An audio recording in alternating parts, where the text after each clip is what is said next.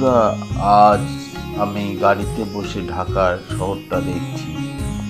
আজ শুক্রবার, তাই হালকা একটা শান্ত পরিবেশ চোখে পড়েছে। রাস্তায় বাতাসে ভেসে আসছে আজানের ধ্বনি। নানা জায়গায় দেখলাম মুসলিমরা মসজিদে জমায়েত হয়ে নামাজ আদায় করছেন। সত্যি এক ভক্তিময় দৃশ্য।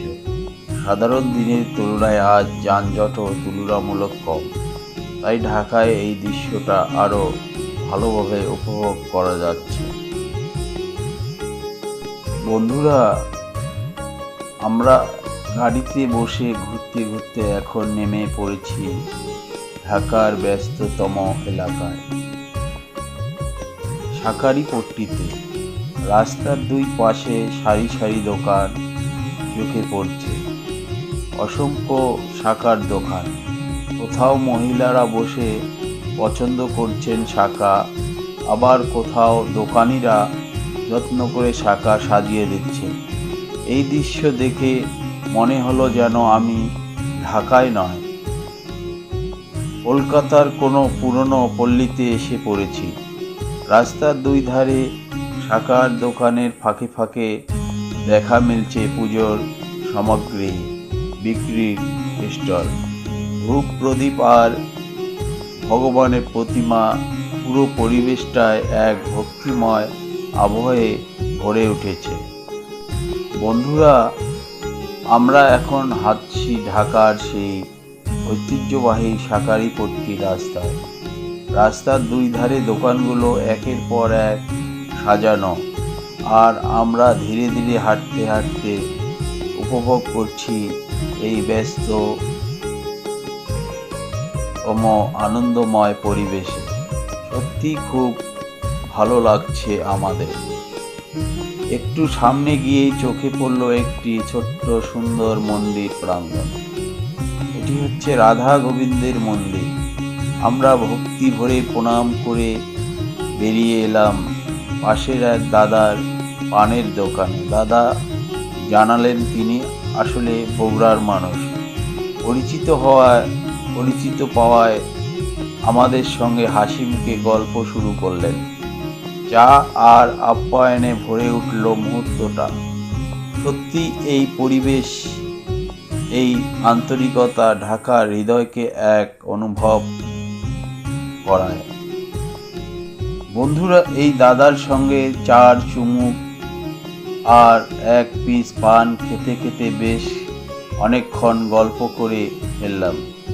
আমরা সত্যিই সময়টা খুবই ভালো কাটছে মনে হচ্ছে। এই মুহূর্তটাই যেন এক অন্যরকম আনন্দে ভরা। তারপর আমরা একটু এগিয়ে চলে এলাম ঢাকার বিখ্যাত তাঁতিবাজারে। এখানেই দেখা হয়ে গেল আমাদের রংপুরের এক পরিচিত ভাইয়ের সঙ্গে। তিনি আমাদের দেখে খুবই আনন্দ পেলেন এবং স্নেহ আমন্ত্রণ জানালেন তার কারখানায়। জানলাম তিনি এখানে স্বর্ণের কাজ করেন, একজন দক্ষ স্বর্ণকার।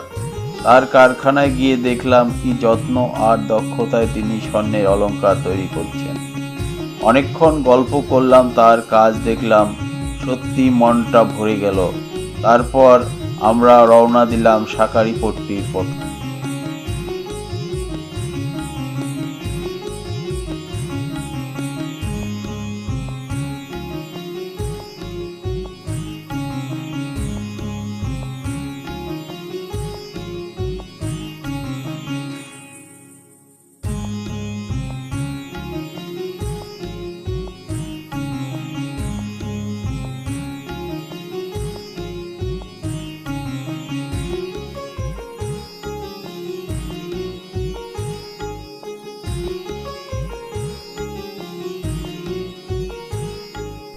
বন্ধুরা, তাঁতিবাজারে দাদার কারখানা থেকে বেরিয়ে আমরা আবার হাঁটতে শুরু করলাম সেই শাঁখারীপট্টির পথে। হাঁটতে হাঁটতে চোখে পড়ল এক অপূর্ব দৃশ্য, মা কালীর এক মনোমুগ্ধকর মন্দির প্রাঙ্গণ।